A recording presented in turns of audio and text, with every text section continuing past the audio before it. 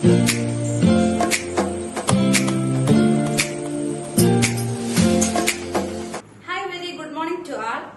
To Miracle Academy and Linfield എഡ്യൂവേഴ്സ്.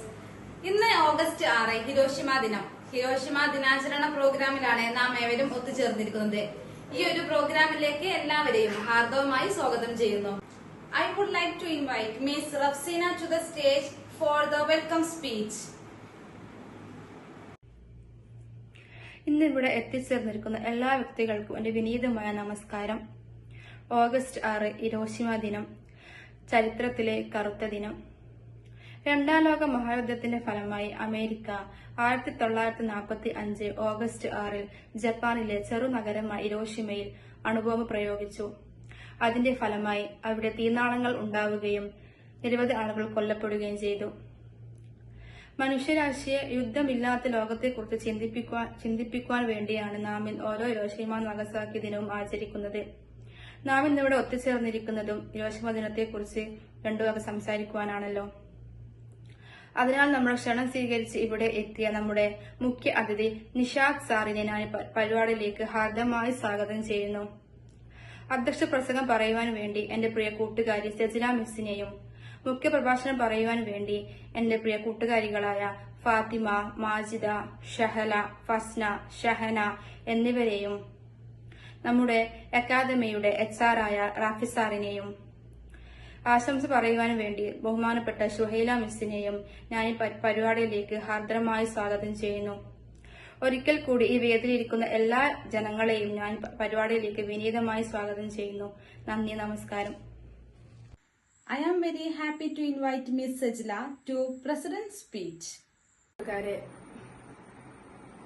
പ്രിയപ്പെട്ട കൂട്ടുകാരെ, വേദിയിലിരിക്കുന്ന വിശിഷ്ടാതിഥികളെ, നാം എല്ലാവരും ഇന്നിവിടെ ഒരുമിച്ച് കൂടിയിരിക്കുന്നത് ഹിരോഷിമ ദിനം ഓർമ്മയിലൂടെ എന്ന ദുഃഖാചരണ പരിപാടിയിലാണ്. നമ്മുടെ ഈ പരിപാടി ഉദ്ഘാടന കർമ്മം നിർവഹിക്കാനെത്തിയ ബഹുമാനരായ Linfield Eduverse centre head mister Nishad sir, Miracle അക്കാദമിയുടെ HR റാഫി സാർ, ശാരീരിക അസ്വസ്ഥതകളെല്ലാം ഉണ്ടായിട്ടും നമ്മുടെ ഈ പരിപാടിക്ക് ആശംസകൾ അർപ്പിക്കാൻ എത്തിയ നമ്മുടെ സുഹൈല മാം, മിറാക്കിൾ അക്കാദമിയുടെ സഹപാഠിയായ അഹേഷ, നമ്മുടെ ഈ പരിപാടിക്ക് മുഖ്യപ്രഭാഷണം നടത്താൻ വേദിയിൽ സന്നദ്ധരായ മിറാക്കിൾ അക്കാദമിയുടെ സഹപാഠികളായ ഷഹല, ഫാത്തിമ, ഷഹ്ന, ഫർസാന, മാജിദ എന്നിവർക്കും എന്റെ വിനീതമായ നമസ്കാരം. ഇന്ന് ഹിരോഷിമ ദിനം. ഇനി ഒരു ദുരന്തം ഇങ്ങനെ നമ്മുടെ ഇടയിൽ ഉണ്ടാവരുത് എന്ന് ഓർമ്മപ്പെടുത്തലോട് കൂടിയാണ് നാം ഈ പരിപാടിയിൽ ഒരുമിച്ച് കൂടിയിട്ടുള്ളത്. 1945 ഓഗസ്റ്റ് 6 ജപ്പാനിൽ അമേരിക്കയുടെ ആദ്യ അണുബോംബായ ലിറ്റിൽ ബോയ് വർഷിച്ചതോടുകൂടി ഛിന്നഭിന്നമായി പോയത് 1,40,000-ഓളം ജനങ്ങളുടെ ജീവിതമാണ്. ഒരു ആണവായുധം എത്രത്തോളം വിനാശകരമാണ് എന്നുള്ളതിനുള്ള ഉദാഹരണമാണ് ഹിരോഷിമ. ഇനിയൊരു ലിറ്റിൽ ബോയിയും ലോകത്ത് ഉണ്ടാക്കാതിരിക്കട്ടെ എന്ന് പ്രാർത്ഥിക്കാം. പ്രിയ കൂട്ടുകാരെ, ഹിരോഷിമയെക്കുറിച്ച് ഒരുപാട് ഞാൻ എന്റെ പ്രസംഗം നീട്ടുന്നില്ല. കാരണം അതിന് നമ്മുടെ കൂട്ടുകാർ ഇവിടെ വേദിയിൽ സന്നദ്ധരാണ്.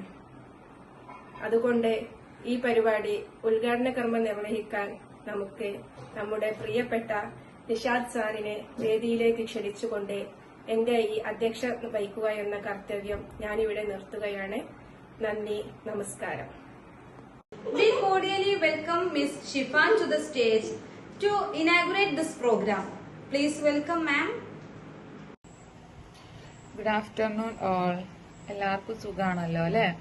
എല്ലാവരും സന്തോഷത്തോടും സമാധാനത്തോടും കൂടെയാണ് ഈ ഒരു പരിപാടി അറ്റൻഡ് ചെയ്യാൻ നമ്മളിവിടെ കൂടിയിട്ടുള്ളത് അല്ലെ? അപ്പോൾ നമുക്ക് ഈ ഒരു ഓഗസ്റ്റ് എന്നുള്ള ഈ ഒരു മാസത്തിന് ഒരു പ്രത്യേകതയുണ്ട് അല്ലെ? നമ്മൾക്ക് സ്വാതന്ത്ര്യം ലഭിച്ച മാസമാണ് ഓഗസ്റ്റ്. 1947 ഓഗസ്റ്റ് 15 നമ്മൾക്ക് സ്വാതന്ത്ര്യം ലഭിച്ചത്. അപ്പൊ അതുവരെ എന്താണ് സംഭവിച്ചിരുന്നത് എന്നുള്ളത് നമുക്ക് ചരിത്രങ്ങളിലൂടെ നമ്മൾ പഠിച്ചിട്ടുണ്ട് അല്ലെ? എന്താണ്? നമ്മൾ അടിമകളായിരുന്നു. ആരുടെ? സാമ്രാജ്യത്വത്തിന്റെ അടിമകളായിരുന്നു. സാമ്രാജ്യത്വ രാജ്യങ്ങളുടെ അടിമകളായിട്ടായിരുന്നു നമ്മുടെ പൂർവികന്മാർ ഇന്ത്യയിൽ താമസിച്ചുകൊണ്ടിരുന്നത്. അപ്പൊ അവർ ഒരുപാട് ദുരനുഭവങ്ങൾ നേരിട്ടിട്ടുണ്ട് അല്ലെ? അപ്പം അത് സംബന്ധിച്ച് നോക്കുമ്പോൾ നമ്മളെല്ലാവരും എന്താണ്, ഹാപ്പിയാണ് അല്ലെ? സമാധാനത്തോടും സന്തോഷത്തോടുകൂടെയാണ് നമ്മുടെ ഓരോ ദിവസവും തുടങ്ങുന്നതും അവസാനിക്കുന്നതും. എന്നാൽ അവരുടെ അവസ്ഥ അതായിരുന്നോ? അല്ല. എന്നാൽ നമ്മളിവിടെ കൂടിച്ചേർന്നിരിക്കുന്നത് സ്വാതന്ത്ര്യദിന ആഘോഷത്തിന് വേണ്ടിയിട്ടല്ല, പക്ഷെ ഒരു ദുഃഖാചരണത്തിന് വേണ്ടിയിട്ടാണ് നമ്മളിവിടെ ഒരുമിച്ച് കൂടിയിട്ടുള്ളത്. എന്താണ് ഒരു ദുഃഖാചരണം എന്ന് പറഞ്ഞത്? നമ്മൾ ആഗസ്റ്റ് നമുക്ക് സന്തോഷത്തിന്റെ മാസമാണെന്ന് പറഞ്ഞു. അതുപോലെ നമ്മൾക്കൊരു ദുഃഖം കൂടെ ഉണ്ട്. എന്തില്? ഈ ഒരു ആഗസ്റ്റ് മാസത്തില്. ഓഗസ്റ്റ് 6 എന്ന് പറയുന്നത് എന്താണ്? ഹിരോഷിമ ദിനമാണ്. എന്താണ് ഓഗസ്റ്റ് 6 ഹിരോഷിമ ദിനം എന്നുള്ളത് എല്ലാവർക്കും അറിയാം അല്ലെ? ലോകത്തിൽ ആദ്യമായി അണുബോംബ് വർഷിച്ച ദിവസമാണ് ഹിരോഷിമ. ഒരു അണുബോംബ് എന്ന് പറഞ്ഞാൽ ലക്ഷക്കണക്കിന് ആളുകളുടെ ജീവിതം നഷ്ടമാക്കിയ ഒരു സംഭവമായിരുന്നു അല്ലെ ഹിരോഷിമ ദിനം എന്ന് പറയുന്നത്.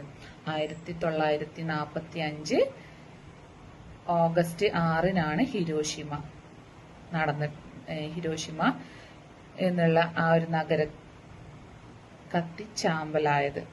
എങ്ങനെയാണ് എന്നുള്ളതൊക്കെ നമുക്കറിയാം അല്ലെ?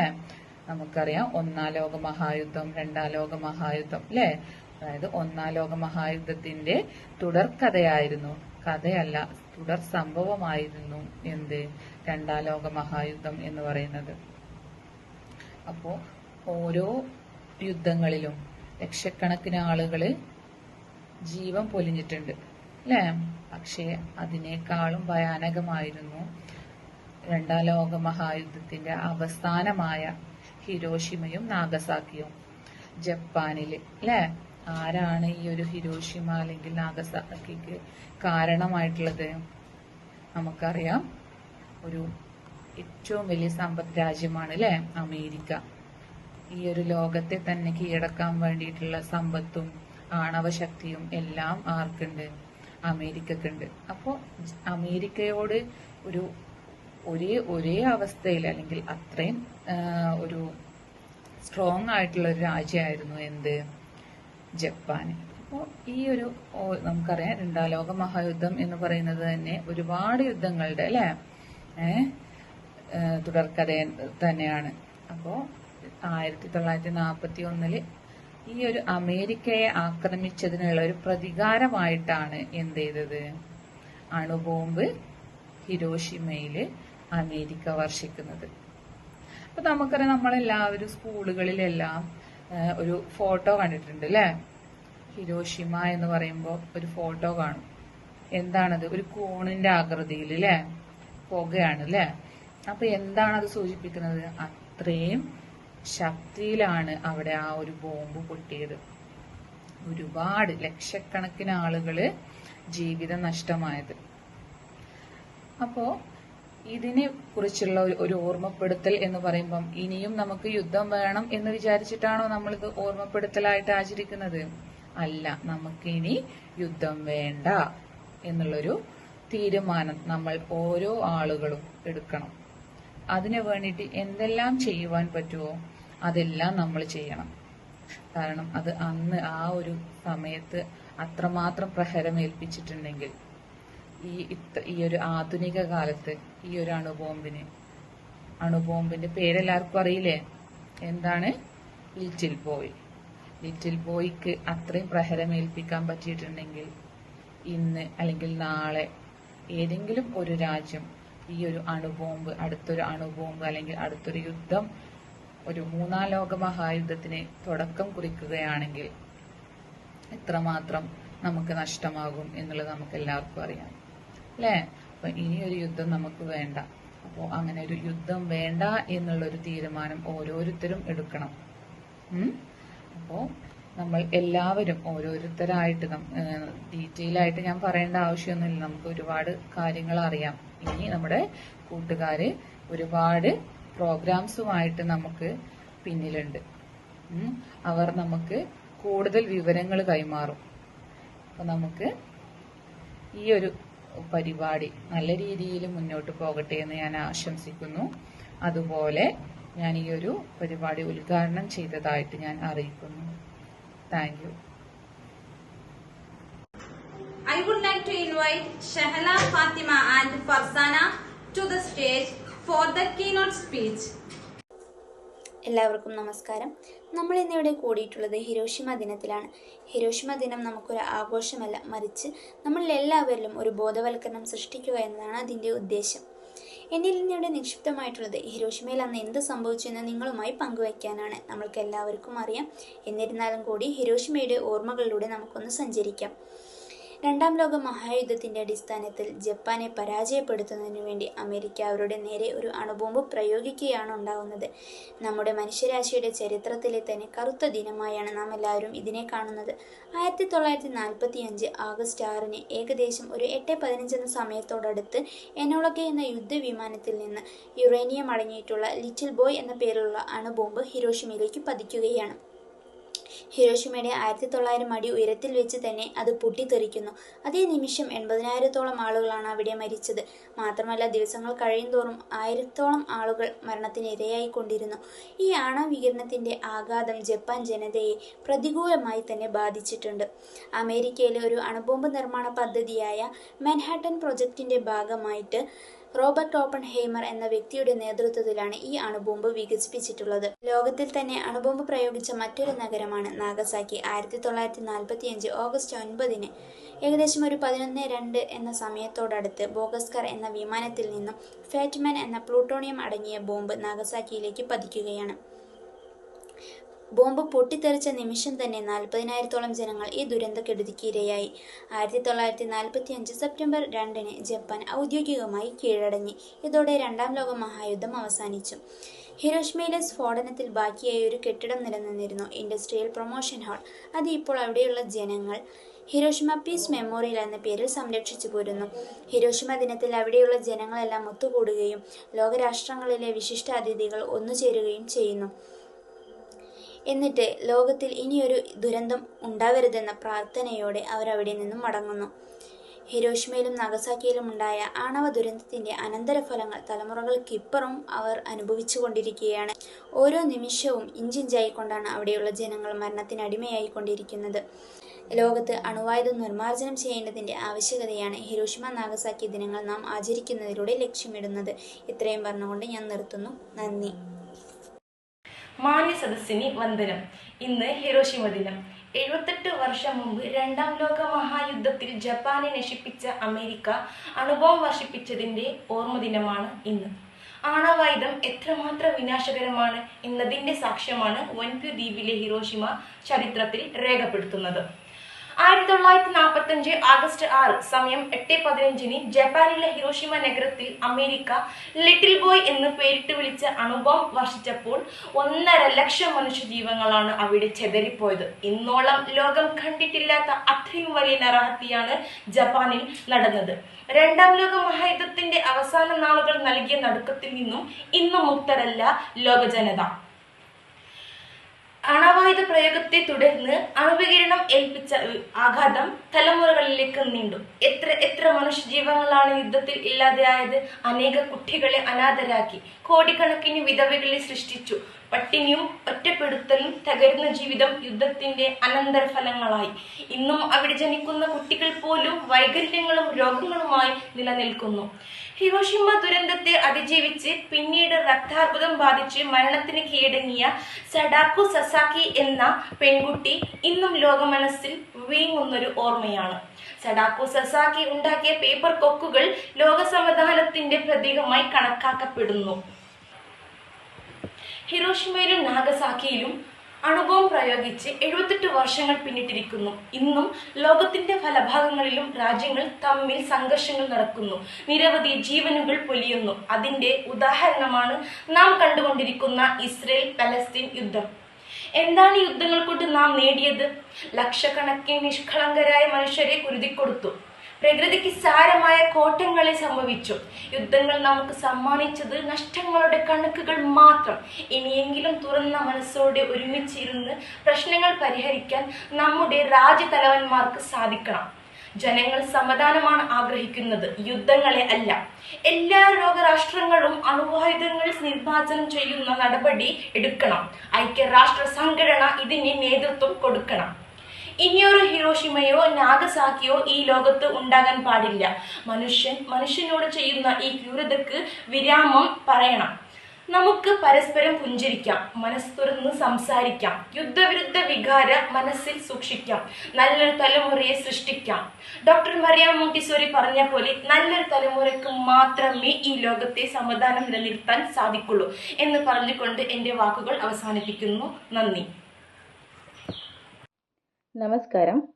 ഇന്ന് ഓഗസ്റ്റ് 6. ഇനി അരുതെന്ന ഓർമ്മപ്പെടുത്തലോടെ വീണ്ടും ഒരു ഹിരോഷിമ ദിനം. മനുഷ്യ മനസാക്ഷിയെ നെറ്റിച്ചുകൊണ്ട് ലോകത്ത് ആദ്യമായി അണുബോംബ് വർഷിച്ചതിന്റെ 76ാം വാർഷിക ദിനം. 1945 ഓഗസ്റ്റ് 6 രാവിലെ 8:15 ജപ്പാനിലെ ഹിരോഷിമയിൽ അമേരിക്ക അണുബോംബ് വർഷിച്ചത്. എനോലഗെ എന്ന അമേരിക്കൻ ബോംബർ വിമാനമാണ് ഹിരോഷിമയിൽ ലിറ്റിൽ ബോയ് എന്ന വിനാശകാരിയായ അണുബോംബ് വർഷിച്ചത്. 3 ദിവസത്തിന് ശേഷം ഓഗസ്റ്റ് 9 ഫാറ്റിമൻ എന്ന അണുബോംബ് ജപ്പാനിലും നാഗസാക്കിയിലും വർഷിച്ചു. ബോസ്കർ എന്ന വിമാനമാണ് അമേരിക്ക ഇതിനായി ഉപയോഗിച്ചത്. അമേരിക്കയുടെ പേൾ ഹാർബർ എന്ന തുറമുഖം ആക്രമിച്ചതിന് പകരമായിട്ടാണ് 2ാം ലോകമഹായുദ്ധകാലത്ത് അമേരിക്ക ജപ്പാനിലെ ഹിരോഷിമയിലും നാഗസാക്കിയിലും അണുബോംബ് പ്രയോഗിച്ചത്. ഇതിന്റെ ഫലമായി ഭൂരിഭാഗം പട്ടണങ്ങളും കത്തി നശിക്കുകയും റേഡിയേഷന്റെ അതിപ്രസരം മൂലം ലക്ഷക്കണക്കിന് ആളുകൾക്ക് ജീവൻ നഷ്ടപ്പെടുകയും അതിലേറെ ആളുകൾക്ക് ജനിതക വൈകല്യം സംഭവിക്കുകയും ചെയ്തു. മാറാരോഗങ്ങൾ ഇന്നും ആയിരങ്ങളെ വേട്ടയാടുന്നു. ഇതിന്റെ ആഘാതങ്ങൾ പിന്നെ അനന്തര തലമുറകൾക്കും അനുഭവിക്കേണ്ടി വന്നു. ജപ്പാന്റെ ചരിത്രത്തിലെ കറുത്ത അധ്യായമായി മാറി ഈ ദിനം. ഇതോടെ ജപ്പാൻ കീഴടങ്ങൾ പ്രഖ്യാപിച്ചു. അതോടെ 4 വർഷം നീണ്ടുനിന്ന 2ാം മഹായുദ്ധത്തിന് തിരശീല വീണു. ആണവായുധം എന്ന മഹാവിപത്തിന്റെ പേടിപ്പെടുത്തുന്ന ചിത്രങ്ങളെ ബാക്കിയാക്കിയ മനുഷ്യ സൃഷ്ടിയായ ഒരു വലിയ ദുരന്തത്തിന്റെ ഓർമ്മപ്പെടുത്തലാണ് ഹിരോഷിമ ദിനം. യുദ്ധരഹിതമായ ഒരു ലോകത്തെ സ്വപ്നം കണ്ടുകൊണ്ട് നാം തോളോട് തോൾ ചേർന്ന് പ്രവർത്തിക്കേണ്ട സമയം അതിക്രമിച്ചു കഴിഞ്ഞു. ഓരോ യുദ്ധവും തകർക്കുന്നത് ഇന്നിന്റെ സ്വപ്നങ്ങളും സന്തോഷങ്ങളും മാത്രമല്ല, നാളെയുടെ പ്രതീക്ഷകളും കൂടിയാണെന്ന് നാം തിരിച്ചറിയേണ്ടതുണ്ട്. ലോകത്ത് വീണ്ടും ഭീതിയും ദൈന്യതയും നിറഞ്ഞ ഒരു ഹിരോഷിമയും നാഗസാക്കിയും ഇനി ഉണ്ടാകാതിരിക്കട്ടെ എന്ന് പ്രാർത്ഥനയോടെ യുദ്ധം മരണമാണ്, സമാധാനം ജീവിതവും എന്ന ഓർമ്മപ്പെടുത്തലോടെ എൻ്റെ നന്ദി, നമസ്കാരം. ഒരു കവിതയുമായി നമുക്ക് മുന്നിലെത്തുന്നു Shahana. Please welcome Shahana. Good morning, everyone. It's me, Shahna Ruby. Here I am going to recite a poem, Hiroshima Child, written by the Turkish poet Nazim Hikmat, which is about a day that was covered sorrows, leaving scars that will never fade. I come and stand at every door, but none can hear my silent tread. I know I yet remain unseen, for I am dead, I am only 7, though I died in Hiroshima long ago. I am seen now as I was then. When children die, they do not grow. My hair was scorched by swelling flame. My eyes grew dim, my eyes grew blind. Death came and laid my bone to death, and that was scattered by the wind. I need no fruits, I need no rice, I need no sweets, not even bread. I ask for nothing for myself, for I am dead. All that I need is that for peace. You fight today, so that the children of this world can live and grow and love and play. Thank you. അടുത്തതായി ആശംസകളുമായി നമ്മുടെ ഏവരുടെയും പ്രിയപ്പെട്ട സുഹൈല മിസ്സിനെ വേദിയിലേക്ക് ക്ഷണിക്കുന്നു. I would like to invite Ramya, Juveria, Kamarnisa and Farsana to the stage for the vote of thanks. Hi dear friends and teachers. ഇന്ന് ലോക മനസാക്ഷിയെ ഞെട്ടിച്ച ഒരു ദുരന്തത്തിൻ്റെ ഓർമ്മപ്പെടുത്തലായ ഓഗസ്റ്റ് 6 അഥവാ ഹിരോഷിമ ആൻഡ് നാഗസാക്കി ദിനം. ഹിരോഷിമയിലെ നിഷ്കളങ്കരായ ജനതയ്ക്കുമേൽ സാമ്രാജ്യത്വം ചൊരിഞ്ഞ ഭീകരതയ്ക്ക് ഇന്ന് 78 വയസ്സ് തികയുകയാണ്. ഈ ദിനത്തിൽ മിറാക്കിൾ അക്കാദമി പ്രസന്റ് ചെയ്യുന്ന ഹിരോഷിമ ഡേ പ്രോഗ്രാമിൽ ആങ്കർ ജസീറ, പ്രാർത്ഥനാ ഗീതം ചൊല്ലിയ അഞ്ജു, സ്വാഗത പ്രഭാഷണം നടത്തിയ റഫ്സീന, അധ്യക്ഷൻ സജില, മുഖ്യപ്രഭാഷണം നടത്തിയ ഫാത്തിമ, മാജിദ, ഷാന റൂബി, ആശംസകൾ അർപ്പിച്ച് സംസാരിച്ച ഞങ്ങളുടെ പ്രിയപ്പെട്ട ടീച്ചർ സുഹൈല മിസ്, ഇനാഗുറേഷൻ നടത്തിയ ടീച്ചർ, മറ്റു ഈ പരിപാടിയുമായി സഹകരിച്ച എല്ലാവർക്കും ഒറ്റവാക്കിൽ നന്ദി അറിയിക്കുന്നു. അതോടൊപ്പം ഓരോ ഹിരോഷിമ ദിനവും നമ്മെ ഓർമ്മപ്പെടുത്തുന്നത്, അഥവാ നമ്മുടെ മനുഷ്യരാശിയെ ഓർമ്മപ്പെടുത്തുന്നത് യുദ്ധരഹിത ലോകത്തെക്കുറിച്ചാണ്. ഓരോ യുദ്ധവും തകർക്കുന്നത് ഇന്നിൻ്റെ ജീവിതം മാത്രമല്ല, നാളെയുടെ പ്രതീക്ഷകളും സ്വപ്നങ്ങളും ആണെന്ന് നാം ഓരോരുത്തരും ചിന്തിക്കേണ്ടതുണ്ട്. ഇനിയൊരു യുദ്ധമില്ലാത്തൊരു ലോകത്തിനായി നമുക്കെല്ലാവർക്കും കൈകോർക്കാം. അതിനായി നമുക്ക് പരിശ്രമിക്കാം. ജയ് ഹിന്ദ്. എല്ലാവർക്കും നന്ദി, നമസ്കാരം. എല്ലാവർക്കും നമസ്കാരം. നമ്മുടെ ഈ പ്രോഗ്രാമിന്റെ അവസാന ഭാഗത്തേക്ക് പ്രവേശിക്കുകയാണ്. ഇവിടെ കൂടിയ ശ്രോതാക്കളായ നിങ്ങളുടെ സഹകരണമാണ് ഈ പ്രോഗ്രാമിന്റെ ഏറ്റവും വലിയ വിജയം. ഈ യോഗത്തിന്റെ ഉദ്ദേശ ലക്ഷ്യങ്ങളെക്കുറിച്ച് ഒരുപാട് ആളുകൾ സംസാരിച്ചു. നിങ്ങൾക്ക് ഈ വ്യക്തമായതെല്ലാം മനസ്സിലായി എന്ന് കരുതുന്നു. ഇനി അതുപോലെ തന്നെ ഈ യോഗത്തിന് നന്ദി പറയുക എന്നതാണ് എന്റെ കർത്തവ്യം. ആദ്യമായി ഈ പ്രോഗ്രാമിന്റെ അധ്യക്ഷ സജില, സ്വാഗതം നിർവഹിച്ച റഫ്സീന, ഉദ്ഘാടന കർമ്മം നിർവഹിച്ച നിഷാദ് സാർ എന്നിവരോടുള്ള നന്ദിയും കടപ്പാടും അറിയിക്കുന്നതിനോടൊപ്പം തന്നെ ഈ പ്രോഗ്രാമിന് പങ്കെടുത്ത വ്യക്തികൾ, ഈ പ്രോഗ്രാം സംഘടിപ്പിച്ച സംഘാടകർ എന്നിവരോടുള്ള നന്ദിയും അറിയിക്കുന്നു. അതോടൊപ്പം തന്നെ നമ്മുടെ ഈ പ്രോഗ്രാമിന്റെ വിജയികളായ എന്റെ ശബ്ദം ശ്രവിക്കുന്ന മുഴുവൻ ശ്രോതാക്കൾക്കും ഒറ്റവാക്കിൽ നന്ദി രേഖപ്പെടുത്തിക്കൊണ്ട് അധ്യക്ഷന്റെ അനുമതിയോടെ ഈ യോഗം പിരിച്ചുവിട്ടതായി അറിയിക്കുന്നു. നന്ദി. ഈ ഒരു പ്രോഗ്രാമിൽ പങ്കെടുത്ത എല്ലാവർക്കും ഒരിക്കൽ കൂടി നന്ദി പറഞ്ഞുകൊണ്ട് നമ്മുടെ ഈ പ്രോഗ്രാം അവസാനിപ്പിക്കുന്നു. നാഷണൽ അന്തത്തിനായി സഫയെ വേദിയിലേക്ക് ക്ഷണിക്കുന്നു. जनगणमन अधिनायक जय हे भारत भाग्य विधाता पंजाब सिंध गुजरात द्राविड उत्कल गंगा विंध्य हिमाचल यमुना गंगा उज्जल जलनिधि तव शुभ नामे जागे, तव शुभ आशीष मागे, नामे तव जय गाथा। जनगण मंगलदायक जय हे भारत भाग्य विधाता जय हे जय हे जय जय जय जय हे।